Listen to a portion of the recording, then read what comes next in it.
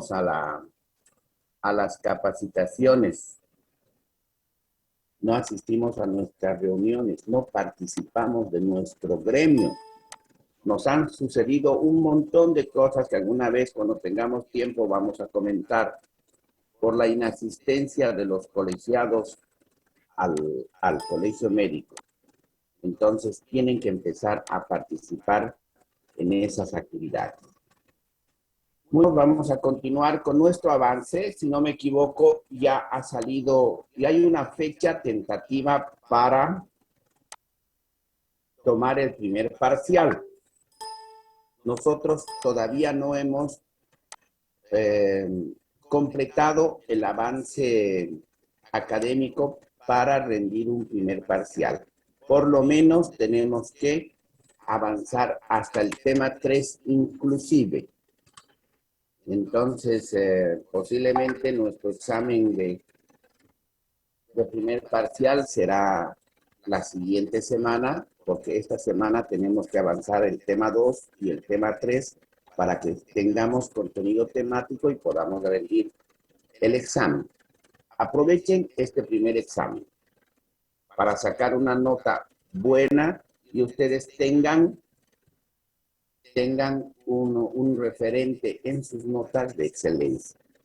Ustedes me conocen, saben muy bien que si sacan 100, yo les pongo los 100, porque se merecen, porque estudiaron y lo sacaron, ¿no? Pero también me conocen y saben que si se sacan 49, les voy a poner 49. ¿Ya? Entonces, ¿por qué? Porque necesitamos excelencia. La UAB se está caracterizando y está empezando a mostrar excelencia frente a todo ese pronóstico que muchos dijeron que no es así. ¿Cómo se está mostrando, cómo se está demostrando eso, queridos alumnos? Con que los alumnos de la UAB están aprobando los exámenes de competencia para el ingreso a la residencia. Y eso ya es un adelanto muy grande para nuestra universidad, un referente excelente para nuestra universidad. Hemos recibido muchas felicitaciones de parte de docentes de las residencias, no solo de Trinidad, sino de todo Bolivia, sobre la calidad de nuestros estudiantes. Y eso es un orgullo para todos, pero ustedes tienen que salir mejores que las anteriores generaciones. Por esa razón, no es de malo que alguna vez alguien va a decir, el doctor me dejó con 49. Sí, les voy a tener que dejar porque no alcanzaron. Y su objetivo de ustedes no es el 51, es más de 95, ¿no? Así van a ser excelentes alumnos. Vamos a... me olvidé que tengo que grabar antes de compartir la pantalla. Entonces, empezamos a grabar.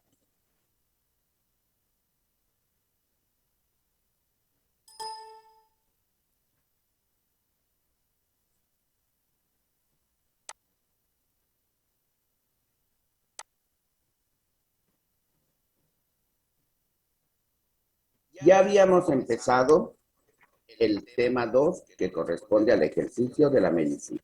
Hemos explicado en qué consiste el ejercicio de la medicina, hemos hablado del código de ética del colegio médico, los principios, y habíamos quedado en la responsabilidad médica. ¿Cuándo nosotros como profesionales vamos a tener responsabilidad médica? ¿Cuándo tenemos que rendir alguna vez informes o cuentas a la justicia? Pero nuestro objetivo no tiene que ser que nosotros nos vamos a cuidar para que no nos cuestionen o nos acusen de mala praxis. Ese no es nuestro objetivo. No les estoy enseñando qué es lo que deben hacer bien para que a ustedes no los demanden. Eso quiero que quede bien claro. Les repito, no les estoy enseñando qué es lo que deben hacer para que no lo hagan mal y no les demanden. sino por qué les estaré enseñando. Ahora eso quiero que alguno de ustedes me responda, por favor. Una idea. No le voy a calificar mal, pero sí le voy a calificar su participación. ¿Hay alguna opinión? ¿Por qué les estaré enseñando todo esto? ¿Por qué les estaré enseñando que debe haber prevención, promoción y representación de la salud?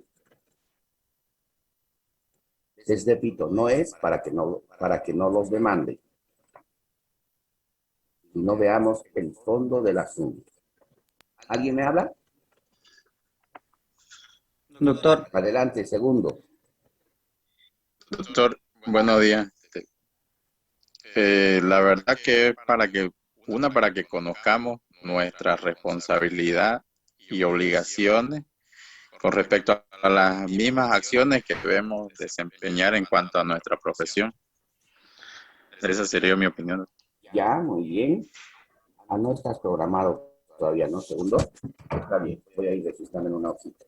¿Alguna opinión más? ¿Alguien tiene alguna idea de por qué les estaré enseñando esto? Doctor, ¿puede ser yo? para ser buenos profesionales en el área, Primero, el primero que me habló, por favor. Después el segundo. Adelante, el primero. ¿Quién es? Bernardo aquí, doctor. Ya, Bernardo. A ver. Bernardo Camarero, doctor. Sí, adelante. Para ser buenos profesionales y tener menos falencias, doctor, sobre la práctica médica.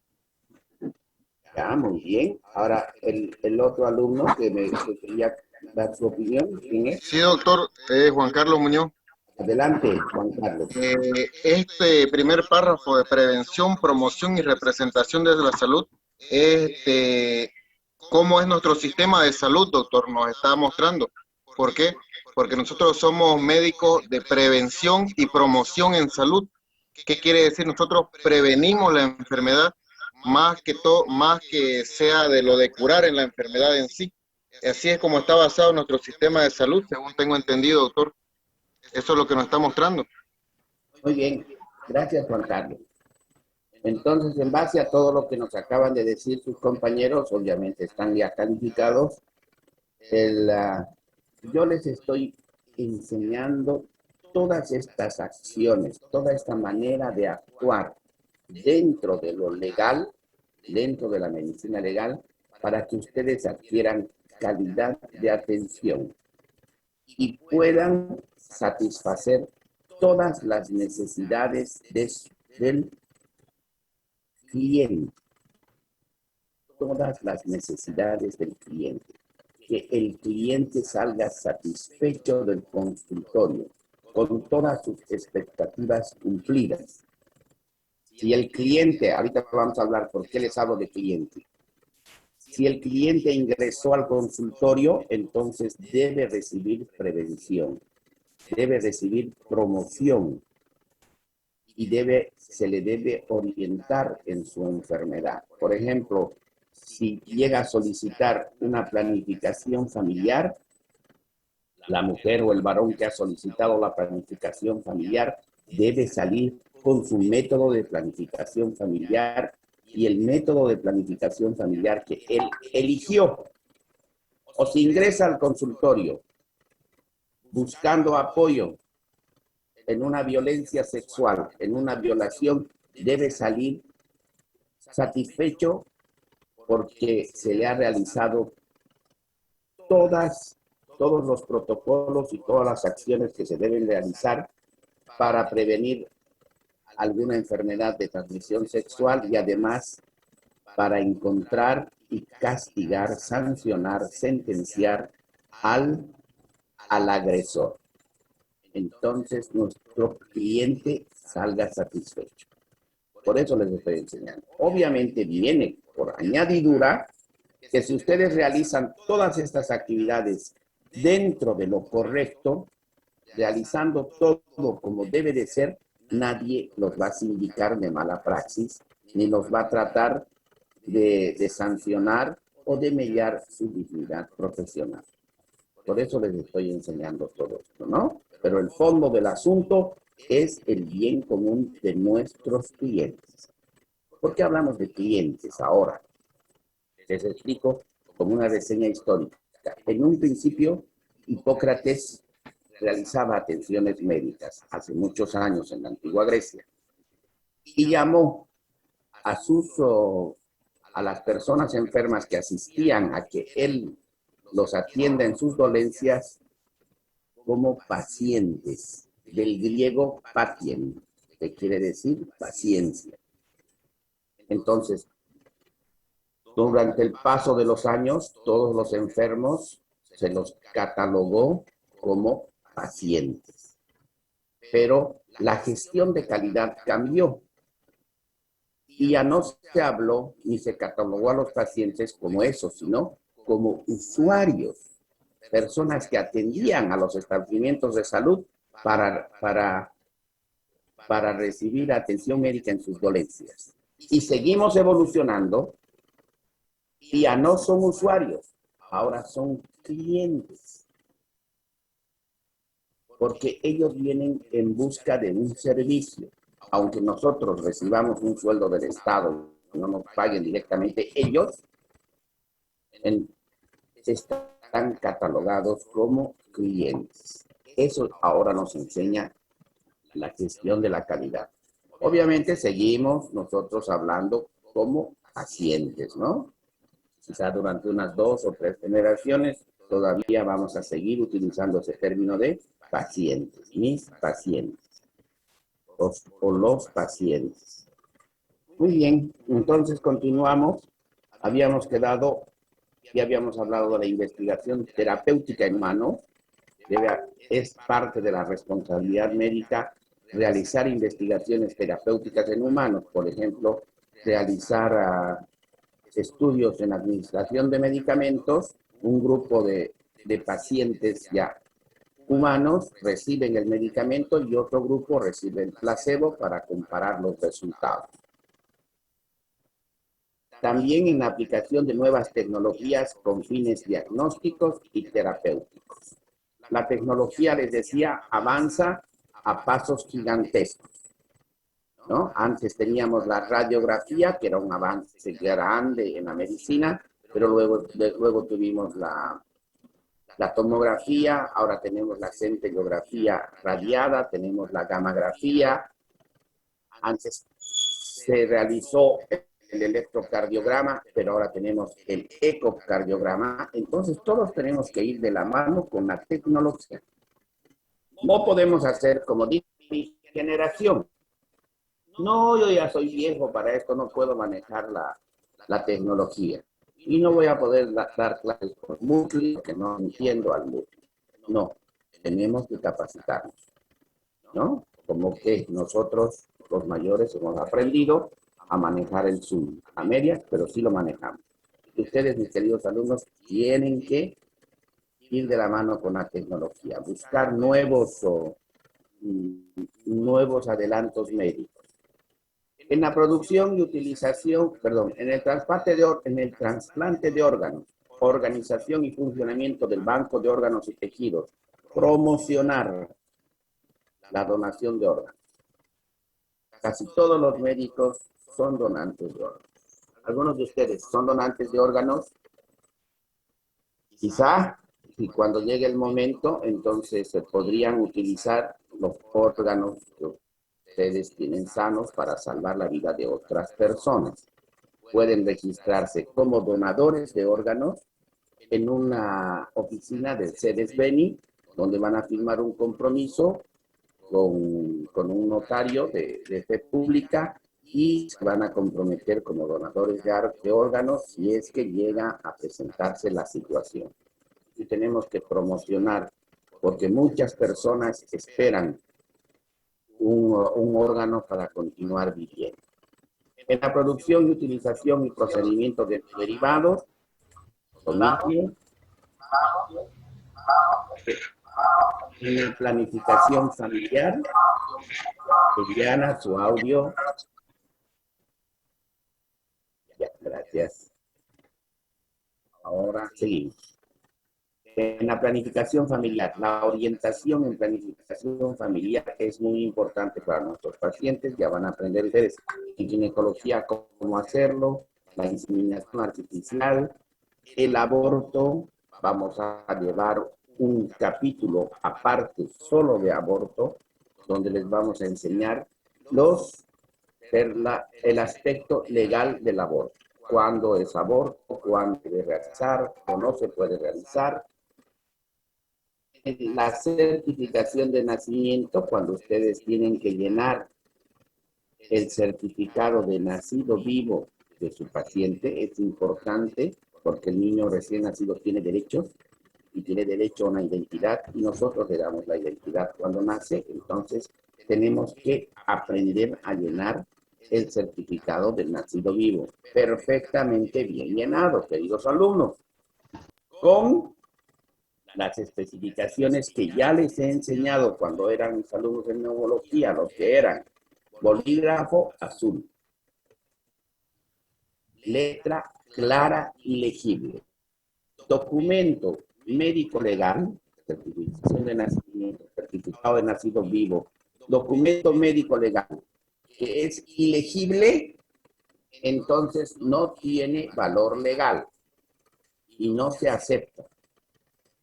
Magnolia, a usted le vamos a preguntar, por favor, ¿cómo es que vamos a identificar o catalogar un documento ilegible? Cuando, por ejemplo, en un certificado de defunción, la letra del profesional es ilegible.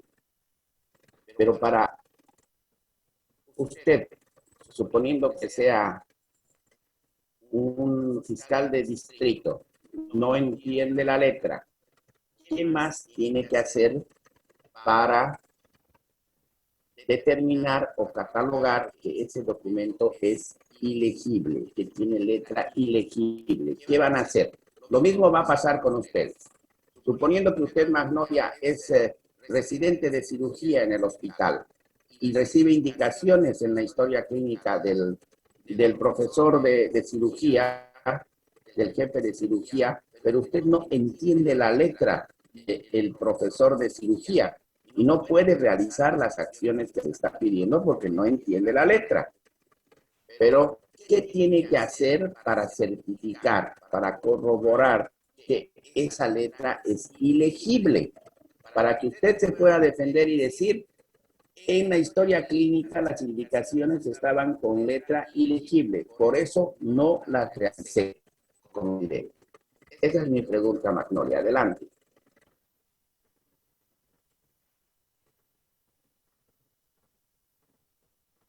No sabe. Bueno, entonces les voy enseñando. Cuando no se entiende la letra de las indicaciones médicas, de las indicaciones que da el jefe de cirugía o el anestesiólogo o de cualquier otra situación y ustedes no la entienden, entonces tienen que llamar a 2 testigos. O sea, 2 enfermeras, 2 médicos, cualquier personal de salud o cualquier persona que tenga cierto grado académico, cierta capacidad, sepa leer y escribir, y le muestran, por decirle, las indicaciones que ha realizado el jefe de cirugía y le dicen que por favor lea. Y la enfermera de turno dice, no entiendo la letra, entonces lo registra en la historia clínica que la señorita, la licenciada Juana Pérez Parra, indica que la letra de las indicaciones es ilegible. Y luego llaman a otra persona más. 2 personas deben certificar que la letra es ilegible. Porque pueden decir los cirujanos o el anestesiólogo, yo le indiqué al residente que haga o evalúe una situación, por ejemplo, antes de entrar a la cirugía, que mida la presión arterial, que mida la arterial, que escuche el ritmo cardíaco y que le haga una prueba de sensibilidad para ver si es alérgico a la atropina. Pero ustedes no entendieron la letra y no lo hicieron. Por esa razón que les enseño ahora eso de la letra ilegible. Y lo mismo van a hacer con todos los que tienen letra ilegible. Varios de ustedes tienen letra ilegible. Conozco su letra. de muchos de ustedes. Tengo que agarrar mi lupa y con mi lupa trato de descifrar lo que han escrito en el examen. Esos alumnos que tienen esa letra ilegible, practiquen, traten de escribir en imprenta, no sé, hagan caligrafía, pero mejoren su letra.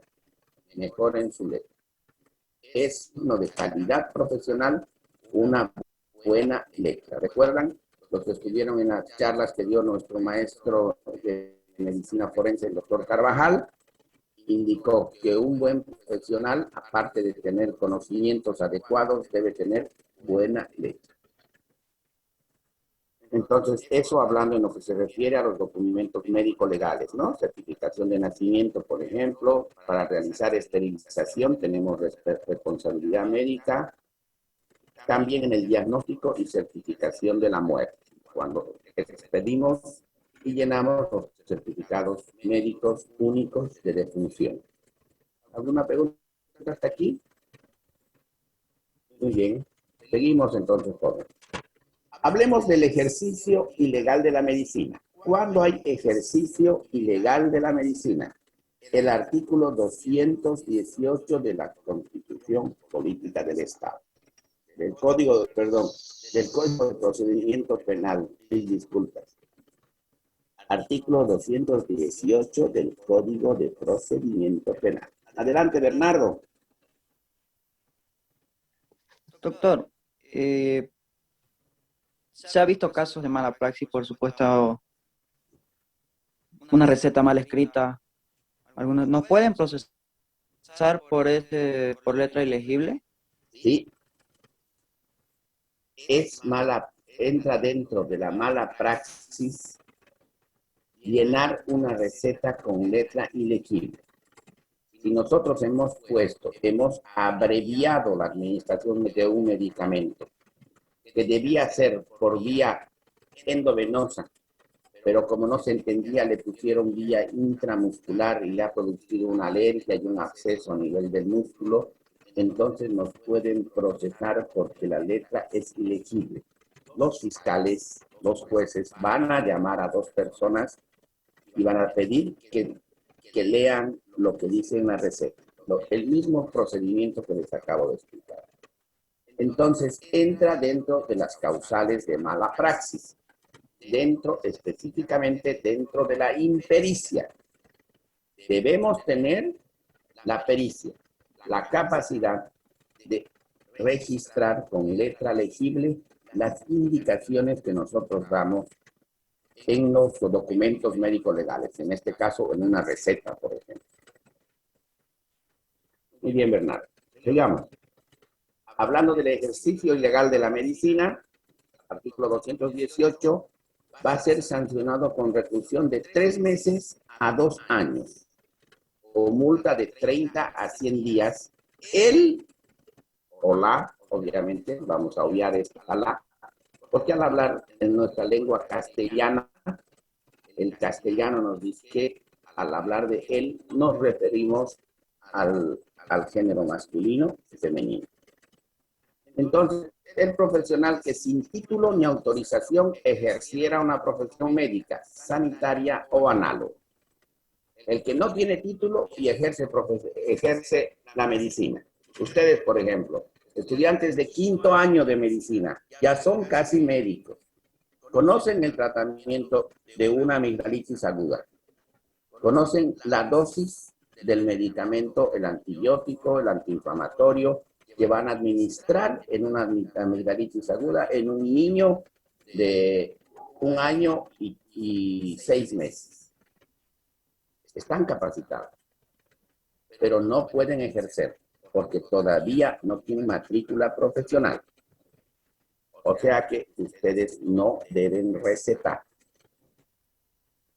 Lo hacemos. Muchos de nosotros lo hacemos. Entonces aprendamos desde ahora. Sabemos cómo hacerlo, pero todavía no lo podemos hacer. Peor todavía, ¿no? En otras personas que dicen que son médicos, odontólogos, etcétera, etcétera. Y el médico se dedica a la medicina.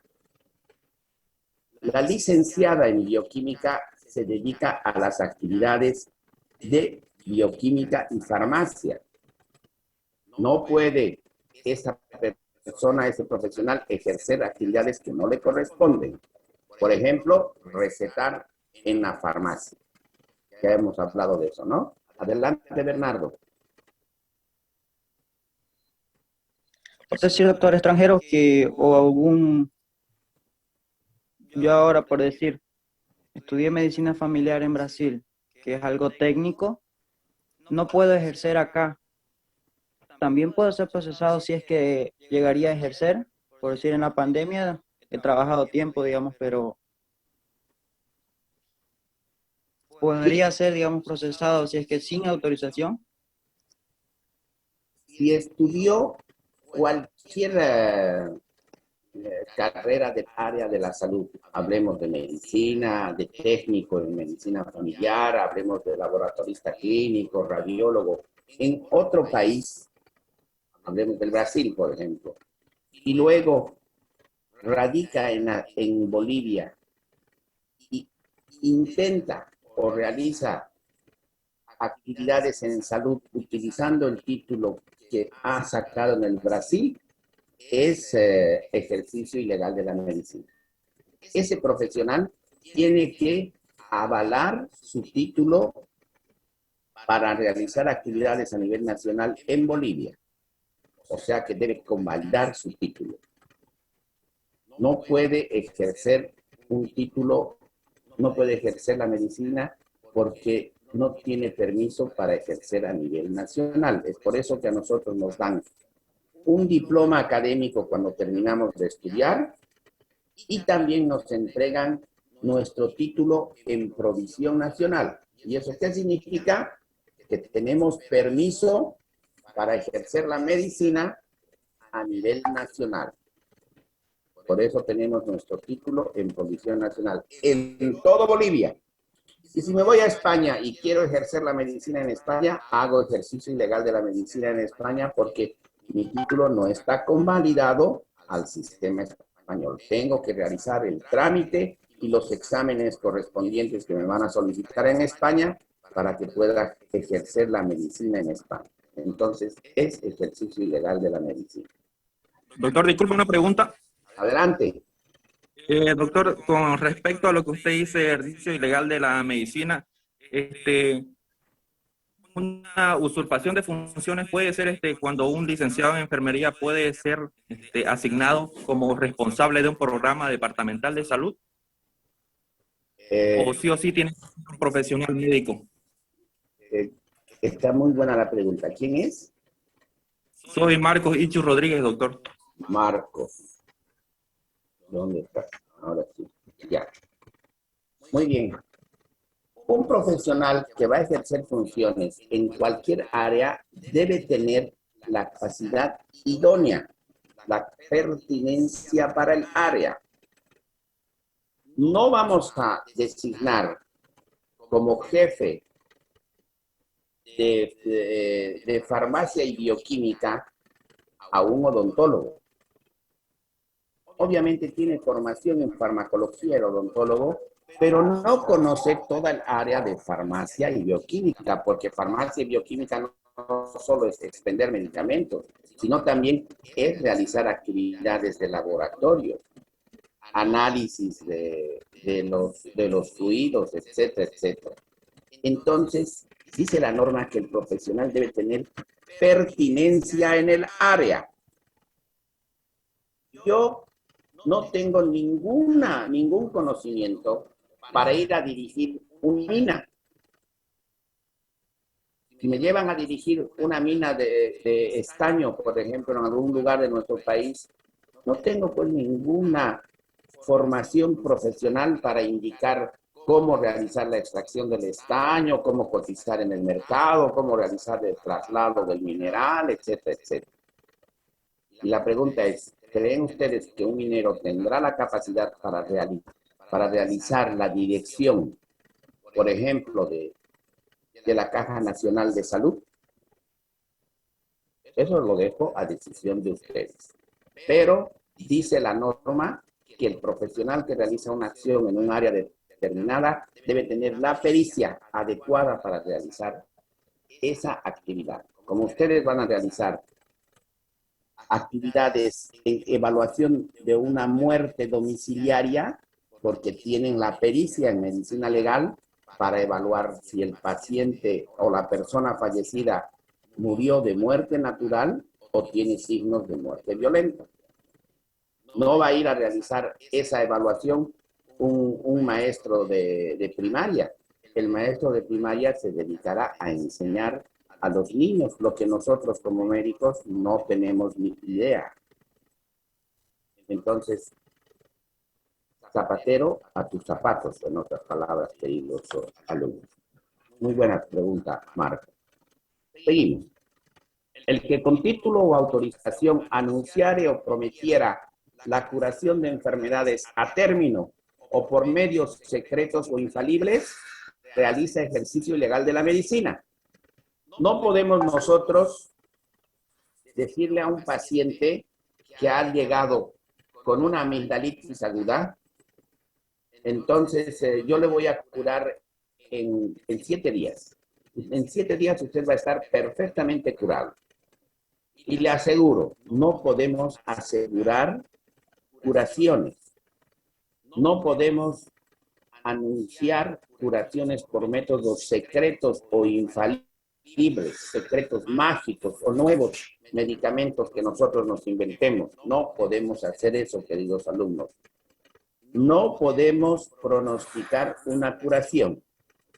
Han habido casos donde por una extracción de una pieza dentaria, el paciente ha fallecido por diversos motivos, quizá alteraciones cardíacas, reacciones inadecuadas a la anestesia, etcétera, etcétera, pero falleció. Entonces, no cometamos ese error. Nuestro paciente nos puede decir en cuánto tiempo me voy a curar. No sabemos cómo va a ir adelante el tratamiento que vamos a hacer. No somos magos para pronosticar curas en un tiempo determinado. No cometamos ese error. Porque después los pacientes nos dicen, me dijo que me iba a curar en ese tiempo y no me curé. Y simplemente lo demando. Tengamos mucho cuidado en eso. Ustedes me entendieron esa parte, ¿no? Muy bien, acápite más. A ver, tenemos 1 minuto y luego volvemos a ingresar al segundo Zoom, por favor. Yo creo que vamos a dejar acápite 3 para el segundo Zoom. Vamos a tratar de entrar lo más rápido que podamos para ganar tiempo, queridos alumnos. Así es que voy a suspender la grabación e ingresamos en el segundo Zoom dentro de unos minutos. Voy a enviar nuevamente el link. Hasta luego. Ya, doctor.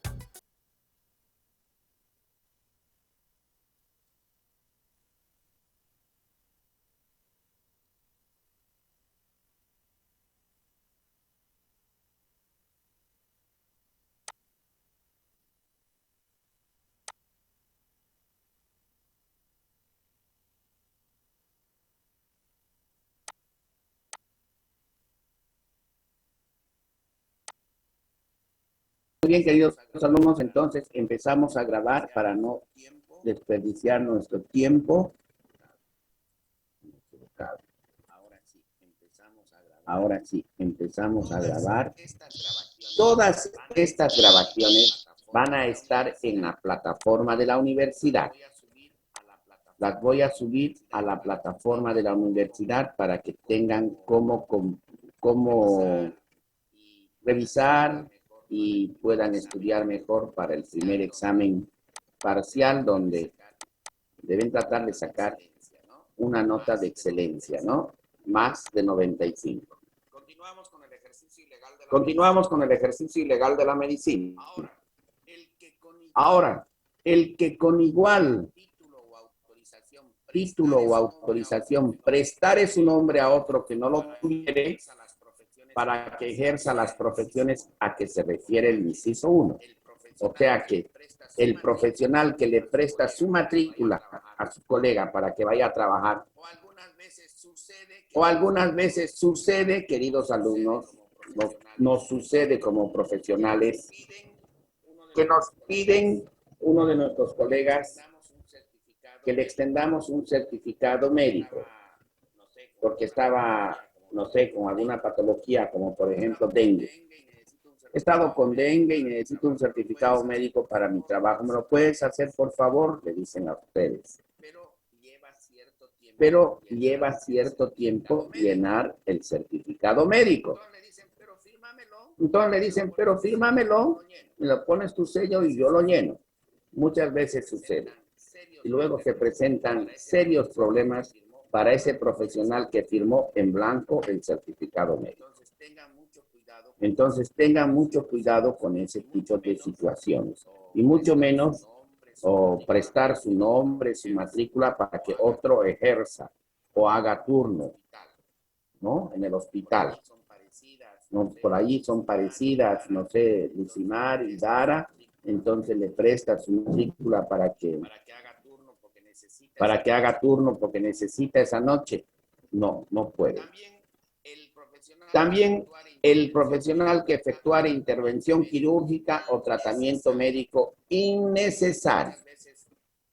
Muchas veces sucede, aunque no lo crean ustedes, queridos alumnos. Tenemos excelentes profesionales en Bolivia. Profesionales médicos a los cuales ellos se merecen que nosotros los saludemos con una reverencia. Pero también tenemos profesionales que no cumplen con la ética médica. Que si va el paciente con un dolor en fosa ilíaca derecha, que podemos pensar que podría ser una apendicitis, inmediatamente lo programan para cirugía y realizan la apendicectomía, cuando no era necesario. Sucede muchas veces. Entonces tenemos que tratar de actuar dentro de la estricta ética profesional. Entonces, esos profesionales que realizan intervenciones quirúrgicas o tratamientos médicos innecesarios entran dentro del ejercicio ilegal. Así como los profesionales, habíamos hablado ya en la anterior clase, que son contratados, que realizan un convenio con los laboratorios de análisis clínicos, donde ellos van a recibir un porcentaje del 20% de todos los exámenes que soliciten, y al paciente que no necesita, no sé, transaminasa glutámico pirúvica o transaminasa oxalacética, o no necesita una hemoglobina glicosilada, le solicitan solamente para recibir el porcentaje que le van a dar a fin de mes. Entonces, no caigan en ese tipo de solicitudes que les van a realizar. Debemos realizar o solicitar los exámenes de laboratorio necesarios para nuestro paciente para no caer en el ejercicio ilegal de la medicina. Si a un paciente que tiene un diagnóstico presuntivo de dengue, le realizo ASTO, factor reumatoide, hemoglobina glicosilada, entonces esos exámenes son innecesarios. Y un perito en el ejercicio legal de la medicina realiza el análisis de esa solicitud de laboratorio y ve que era innecesario, pueden ser sancionados con el ejercicio ilegal de la medicina con este artículo del Código de Procedimiento Penal.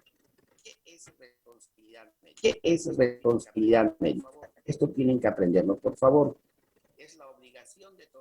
Es la obligación de toda persona que ejerce una rama del arte de curar de responder ante la justicia por daños ocasionados en el ejercicio de su profesión. Si yo he realizado una curación de un pie diabético, una úlcera diabética, y mi material quirúrgico de mi consultorio particular estaba infectado, y el paciente que tiene esa úlcera diabética realiza una coinfección con una bacteria de mi material quirúrgico no correctamente esterilizado, entonces tengo la responsabilidad de resarcir el daño ocasionado por esta mala praxis que he realizado en el paciente. Es mi responsabilidad. Ingresa un paciente al hospital con colecistitis crónica litiásica. Tiene cálculos en la vesícula. Ingresa a la sala de cirugía. Pero si la sala de cirugía de ustedes ha sido contaminada con un paciente con COVID, y ese paciente que entró con litiasis a nivel de la vesícula enferma con COVID, es responsabilidad del jefe del servicio de cirugía resarcir el daño por COVID a ese paciente. Por eso es que tienen que tener mucho cuidado cuando ingresan a los pacientes, realizar los exámenes de laboratorio correspondientes. Pedirán una PCR en tiempo real para un paciente que va a ingresar a cirugía. Ustedes piden la PCR en tiempo real y sale negativa, pero el paciente enferma con COVID, ya no es responsabilidad de ustedes. Ustedes hicieron todo lo que debían hacer, cumplieron el protocolo. Pero a lo que quiero llegar con esta diapositiva es que tenemos la obligación de responder ante la justicia por daños ocasionados en el ejercicio de la profesión. Esa es la responsabilidad médica. Por favor, aprenden de memoria este concepto. ¿Cuáles son las causas más frecuentes de demandas? ¿Cuándo nos van a demandar? Generalmente, cuando hemos hecho una demora en el diagnóstico. Nuestro diagnóstico no ha llevado el tiempo adecuado para realizar. Primero realizamos un diagnóstico presuntivo y luego, de acuerdo a los exámenes de laboratorio o a los exámenes de gabinete, hacemos un diagnóstico definitivo. Pero no debemos demorarnos en el diagnóstico.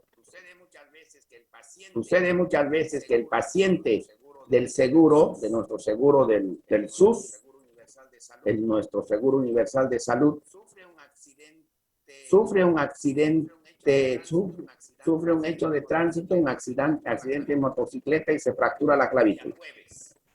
Un día jueves, en la noche. Al día siguiente, viernes, en la noche lo internan. Al día siguiente se retrasan en el diagnóstico, se retrasan en la actividad terapéutica que deben realizar, no sé, reducir la fractura, poner algún tutor, un clavo de titanio, o no sé, realizar un vendaje en 8 de Juarismi, ya, eso ya decide el traumatólogo, pero se retrasan. Llega el fin de semana y los fines de semana no trabajan, y llega el domingo, el lunes, y recién el martes el paciente está entrando a cirugía para reducir la fractura de clavícula. Eso es una causal de demanda por demora en el diagnóstico. El interrogatorio deficiente. Nuestro interrogatorio debe ser el adecuado. Y debemos registrar en la historia clínica todo lo que a nosotros nos parece relevante. Enfermedades anteriores, alergias, grupo sanguíneo, patologías anteriores, por ejemplo, tuberculosis, etcétera, etcétera. Debe estar registrada en la historia clínica. No es, como van a decir muchos de nuestros colegas, dicen, Sí le pregunté, pero no lo registré en la historia clínica. Si no lo registraste, es como si no lo hubieras hecho. Midió la presión arterial, sí lo hice, pero no lo registré en la historia. Entonces, no lo hiciste. Tiene que haber evidencia de que lo hicieron. Debe haber, nos demandan cuando no realizamos la selección adecuada de pruebas diagnósticas. Tenemos que elegir los laboratorios adecuados. Igual las radiografías. Cuando tenemos una falla en la realización oportuna de procedimientos diagnósticos, ¿qué debemos hacer? ¿Qué debemos hacer? Lo adecuado que debemos hacer. Por ejemplo, llega un paciente con dolor en fosa ilíaca derecha, de evolución de 6 horas. Ustedes le examinan y ven signo de punto de McBurney positivo, Rosling positivo, Chutro positivo, Bloomberg positivo. Diagnóstico presuntivo, apendicitis aguda. No, primero le haremos ecografía, le haremos laboratorios y luego recién llamamos al cirujano, que se confirme. Y el paciente hace una peritonitis hasta que lleguen los resultados del laboratorio, llegue el ecografista, etcétera, etcétera. Entonces, es una causal de demanda. Porque al tener estos signos, debíamos haber ingresado a cirugía. En apendicitis, el diagnóstico es eminentemente clínico, no es laboratorial. O peor todavía, en emergencia, está con dolor en fosa ilíaca derecha. Ya, entonces le vamos a poner un Viadil con un ketorol y le va a calmar y vuelve mañana para que lo valoren en cirugía. Al día siguiente vuelve el paciente en una ambulancia con peritonitis. A eso se refiere esta parte. Eliana, usted háblenos, por favor. Adelante. Doctora, esto me voy a una experiencia. El paciente que va al médico en consulta por dolor de apendicitis y el doctor le dice, o sea, hágase las pruebas estas y las pruebas se tardan, por ejemplo, la mayoría de veces por la demanda que hay de pacientes. Ahora, por la tarde que haga una peritonitis porque reventó el apéndice y el médico tuvo la culpa o no, sí. Como usted dice, es más clínico la observación del médico, pero también tienen que ver los otros diagnósticos, como por decir, laboratorio, de ecografía y todas esas cosas, doctor. ¿Es culpa solamente del médico o puede ser también que sea una demanda a la clínica donde se hace el laboratorio o al ecografista? Todas las causales de demandas es para todo el personal de salud. No hablamos solamente de médicos. Y personal de salud son los médicos, las enfermeras, auxiliares en enfermería, laboratoristas, radiólogos, ecografistas, etcétera, etcétera.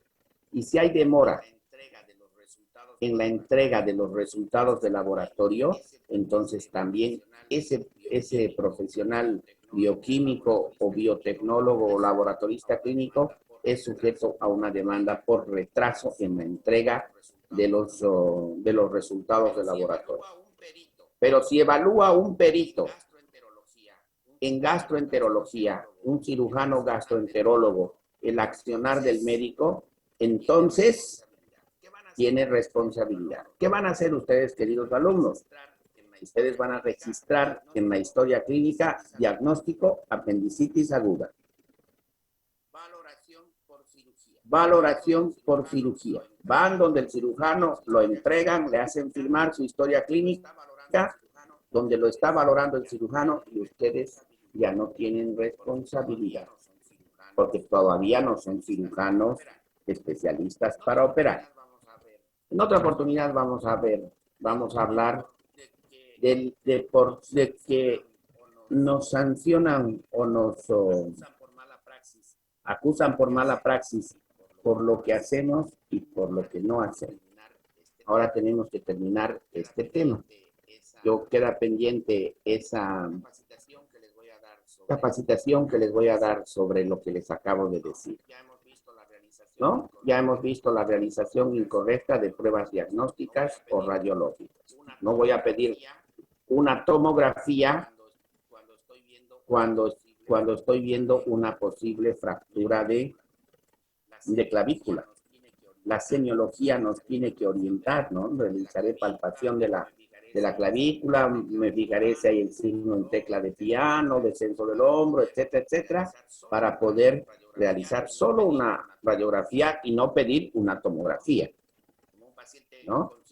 Como un paciente con síntomas sospechoso de COVID, no le voy a pedir una tomografía, le voy a pedir una prueba que confirme mi diagnóstico de COVID. Y si hay lesiones pulmonares, recién pediré una tomografía. Bien, seguimos. Errores en el diagnóstico también son causales de demanda. Entonces, fíjense que las causas más frecuentes de demanda, 1, demora en el diagnóstico. 2, errores en el diagnóstico. Cuando hay una interpretación errónea de la información obtenida por interrogatorio. Cuando hay interpretación errónea de la información obtenida del examen físico. Digamos, hablando de la apendicitis. Yo veo que hay signo de Chutro positivo, Plummer positivo, pero no lo registro. Y no lo informo. Estoy interpretando mal los signos y síntomas. La semiología es sumamente importante en nuestro accionar médico, queridos alumnos. La evaluación de los signos y síntomas para determinar el diagnóstico de las patologías es muy importante. O alguna interpretación errónea de pruebas diagnósticas o radiografías. Solicito una radiografía de tórax y hay una lesión. Hay una imagen en vídeo esmerilado, circunscrita, o sea que tiene bordes nítidos a nivel del pulmón. Una imagen radio opaca en vídeo esmerilado, pero que tiene bordes nítidos, porque el COVID no tiene bordes nítidos. Entonces, ¿qué me sugiere? Me sugiere una caverna pulmonar por tuberculosis. Pero yo no he podido interpretar eso y mi paciente empieza al día siguiente con hemoptisis y fallece, es porque no interpreté correctamente mi radiografía y no inicié el tratamiento de tuberculosis. Ahora, inicio el tratamiento de tuberculosis, doy el diagnóstico de tuberculosis y mi paciente igual fallece por hemoptisis al día siguiente, ya no tienen responsabilidad ustedes porque han hecho todo lo que debían haber hecho. Pero si no diagnosticaron, no interpretaron bien la prueba radiológica, entonces sí van a tener responsabilidad. Por eso es que tenemos que prepararnos cada vez más. Alguna falla en el procedimiento terapéutico también es causal de demanda. Accidentes terapéuticos. No sé, podría ser reacciones adversas a los medicamentos, sobredosis de los medicamentos, intolerancia a los medicamentos o una agravación de la enfermedad primaria por demora en el diagnóstico también, o tratamientos incompletos. Realizaron la resección de un tumor, pero solo sacaron una parte y no terminaron de retirar todo el tumor, también. Cuidado, seguimiento inadecuado o erróneo por médicos o personal paramédico, incluyendo enfermeras. Seguimiento. Tenemos que hacer seguimiento a nuestros pacientes. Nosotros realizamos el tratamiento, pero las normas y protocolos dicen que debemos hacer seguimiento. Y debemos registrar en la historia clínica nuestro seguimiento que estamos haciendo. Porque si no lo registramos, es como si no lo hubiéramos hecho. Recuerden esa parte, es sumamente importante. Muchos de nuestros maestros nos dicen, es como en el cacho. Solo se sirve lo que estamos viendo, lo que está anotado. Si no está anotado, entonces no sirve. Lo que se ve se anota. Todo eso tenemos que registrar. Creo que no hay preguntas por aquí, ¿no? Vamos a ir aclarando a medida que vayamos avanzando en la asignatura. Un profesional médico puede verse enfrentado a situaciones legales, por ejemplo, en la iatrogenia. ¿Qué es la iatrogenia? Del griego iatros, médico, y genos, producir. Lo que ha producido el médico. Va a comprender efectos nocivos, inevitables de la actuación profesional del médico y de los medios que emplea en el ejercicio de la medicina. Complicaciones que ocurren a pesar de haberse actuado con la debida técnica. Complicaciones que ocurren a pesar de que actuamos con la debida técnica, con la debida diligencia, con la debida prudencia y con observación del reglamento. No es, por lo tanto, punible, o sea que no es sancionable. Hemos hecho todo lo que debíamos hacer, pero nuestro tratamiento no ha dado resultado. Hemos realizado todas las normas y protocolos y nuestro tratamiento no ha dado resultado. Entonces, no nos pueden sancionar. Les pondré un ejemplo. Un paciente que llega, una paciente embarazada de 36 semanas llega al centro de salud donde están trabajando ustedes y le dice que tiene cefalea y ganas de vomitar, náuseas. Ustedes le miden la presión y está elevada.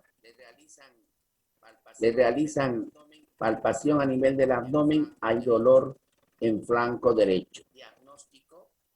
Diagnóstico preeclampsia.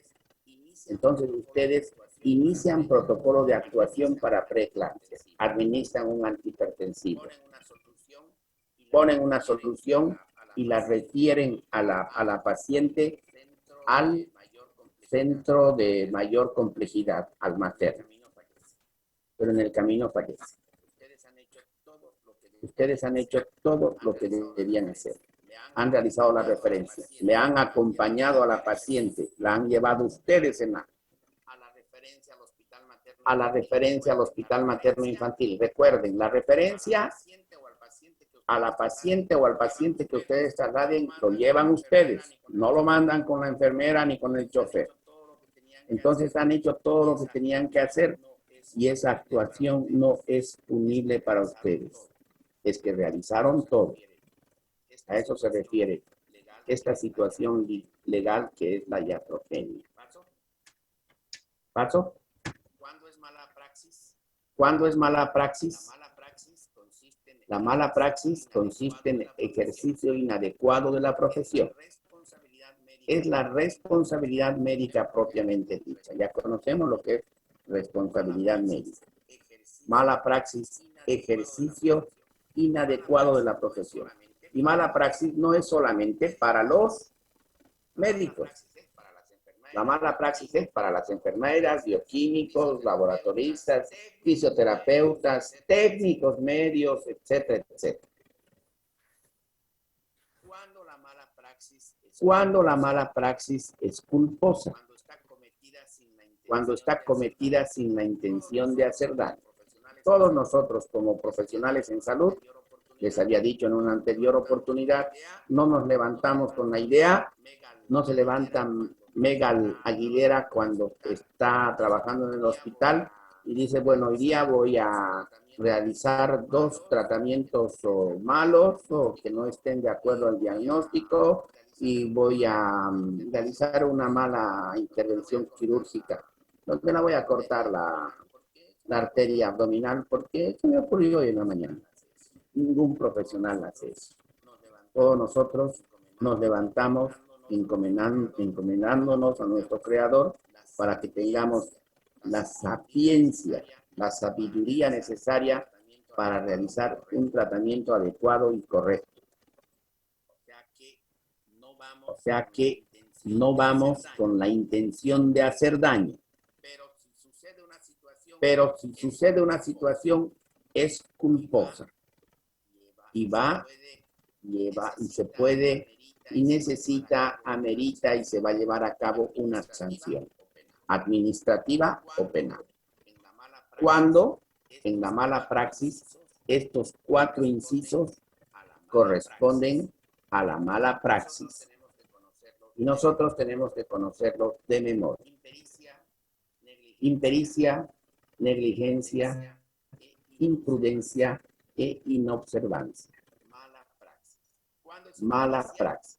¿Cuándo es impericia? Cuando actuamos con ausencia de conocimientos fundamentales. Cuando no tenemos la pericia en el área.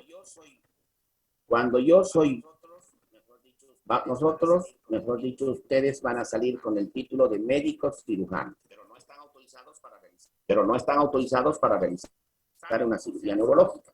Saben cómo se hace, saben qué deben hacer, pero no tienen permiso para realizar esta cirugía neurológica. O sea que no tienen los conocimientos adecuados, ¿no es cierto? ¿Pueden atender un parto en la emergencia? Sí. Pero si hay una retención de placenta y la paciente está sangrando, no tienen la pericia adecuada para realizar extracción manual de la placenta. No son ginecólogos. Deben evacuar al paciente a un nivel de mayor complejidad. Y ahora uno de ustedes me puede preguntar y decirme, ¿y si no podemos? ¿Qué hacemos? Realizan la extracción manual de la placenta. Pero esa explicación se las debo para cuando iniciemos el tercer tema. Les voy a explicar nuevamente, queda pendiente. A nosotros nos sancionan por lo que hacemos y por lo que no hacemos. La negligencia, actuación perezosa, con falta de celo y constancia profesional. Actuación negligente, no una actuación diligente. Llega el paciente a la consulta y nosotros le decimos, espere un momento, y todavía revisamos nuestros mensajes de WhatsApp. O no utilizamos todos nuestros conocimientos para atender al paciente. No realizamos una buena anamnesis, un buen interrogatorio. Imprudencia, actuación temeraria o precipitada. Cuando realizamos actividades que no son las adecuadas en nuestra área. Cuando realizo actividades en ginecología sin ser yo ginecólogo. No voy a realizar una histerectomía si no soy especialista en ginecología. Sí voy a atender los partos, voy a realizar los controles prenatales, pero no puedo hacer una histerectomía porque no tengo la capacitación en esa actividad. Adelante, Bernardo. Doctor, sobre la negligencia médica, como paciente o como familiar de mi paciente, por decir, ¿dónde debo dirigirme para realizar dicha denuncia? El otro día tuve un inconveniente, por decir, en el centro de salud central. No estaba ni el médico y no estaba ni el director para hacer la queja. No sabía dónde dirigirme. La queja, los pacientes la deben realizar al inmediato superior del establecimiento de salud en el que se encuentra, ¿no? Si un médico de un centro de salud no realiza la actividad profesional adecuada, entonces deberán dirigirse al director del centro de salud. Pero si el director del centro de salud no está en su fuente de trabajo, entonces tendrán que dirigirse a una entidad más superior. En este caso, al coordinador de red.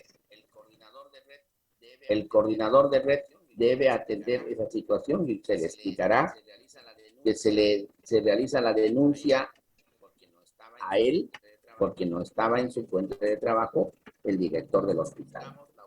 Entonces buscamos la autoridad más superior para realizar la denuncia.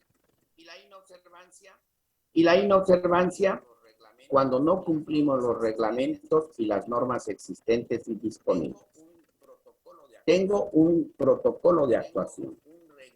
Tengo un reglamento de actuación. Llega mi paciente con síntomas de preeclampsia, entonces administro antihipertensivos, administro ansiolíticos, realizo canalización con una solución de Ringer normal y le pongo diazepam y lo llevo al establecimiento de salud más cercano, de mayor complejidad.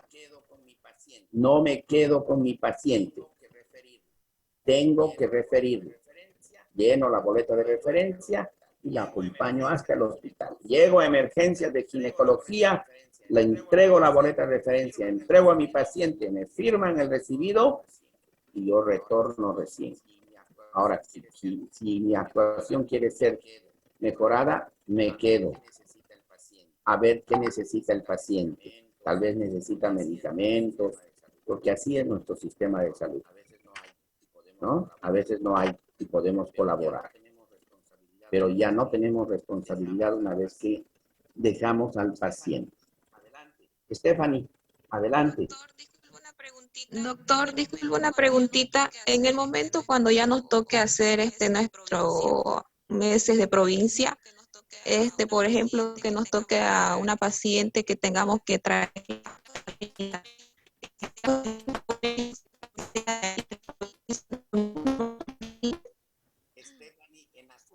Stephanie, en las últimas intervenciones no le hemos podido escuchar. Ha habido una falla. Ya. Ya, doctor, de nuevo entonces voy. Mi pregunta es, en los meses, cuando nosotros estemos ya en nuestro nuestros meses de provincia, y seamos el único médico que haya, digamos, ahí, y viene una paciente y tenemos que referirla acá a Trinidad, ¿nos venimos con ella? Sí, tienen que venir con ella. Pero tengo una fila de 20 pacientes que están esperando para ser atendidos. La emergencia es la que prima cuando está en peligro la vida del paciente. Los otros tendrán que esperar. Doctor, Tiene que ¿y si hay dos pacientes con esa emergencia, pero uno tiene que ser ahí nomás? Ahí decidimos nosotros como médicos a quién vamos a atender. El triaje es muy importante. El triaje de los franceses. Debemos realizar la atención al paciente que tiene mayor probabilidad de salvarse. Lamentablemente vamos a tener que elegir en esa situación por nuestro precario sistema de salud. Vamos a tener que justificar esa situación y prestar atención al que creemos que tiene mayor posibilidades para salvarse. Entonces, son situaciones que llegado el momento tenemos que decidir y en base a lo que les estoy enseñando. Todo lo que les estoy enseñando está escrito en las normas y protocolos de atención de los manuales de salud de nuestro país. Claro, obviamente también en base a alguna literatura y bibliografía especialmente mexicana. Queridos alumnos, no nos va a dar para terminar el tema. Lo importante es que todos ustedes adquieran los conocimientos necesarios para realizar la práctica profesional en la medicina legal. Entonces, si no terminamos el tema, no importa. Lo importante es que ustedes aprendan y participen en las clases. De todo lo que les estoy enseñando ahora, les voy a ir preguntando. O sea que ustedes tienen que ir estudiando ya. La siguiente clase puede ser que le pregunte a Graciela qué será negligencia o cuáles son las causales de mala praxis y deberá responderme estas 4 especialmente. De memoria, estas 4, por favor. Es necesario que nosotros sepamos para que después no cometamos estos errores. Impericia, por ejemplo. Y queda pendiente la explicación que tengo que darles para que esté más clara la situación de qué es lo que debemos hacer y qué no debemos hacer para no ser objeto de una demanda por mala praxis. Eso les debo y les voy a explicar la siguiente clase. ¿Ya? Les repito, nos sancionan a los médicos por lo que hacemos y también por lo que no hacemos. Y la pregunta del millón es, entonces, ¿qué hacemos? Eso les voy a enseñar la siguiente clase. Es necesario que todos conozcan. Bueno, queridos alumnos, quedamos, por favor, en que todavía no podemos rendir examen de primer parcial. He visto que todavía no salió, hasta que no terminemos por lo menos el tercer tema de medicina legal. Nos vemos el día viernes. Si falta alguien programarse, por favor, el día de mañana ya me entregan la lista. Hasta luego, trazo. Hasta luego. Hasta luego. Gracias por la... Hasta luego, doctor. Todo, doctor. Hasta luego.